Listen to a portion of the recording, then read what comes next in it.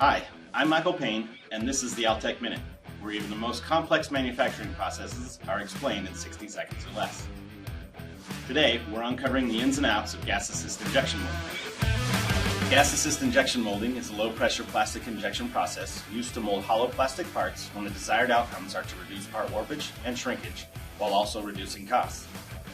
During the process, molten plastic is injected into approximately 70% of a mold cavity.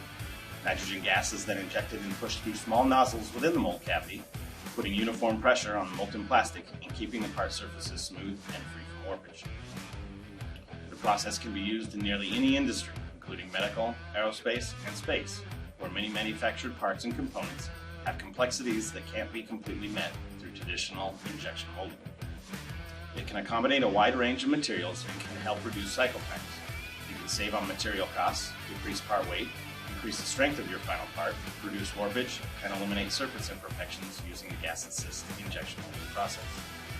Altek's experienced project managers work with you to make sure your product designs are ready for high-quality gas-assist injection molding. Learn more about how Altek can assist you with your plastic part needs using gas-assist injection molding at altek-inc.com.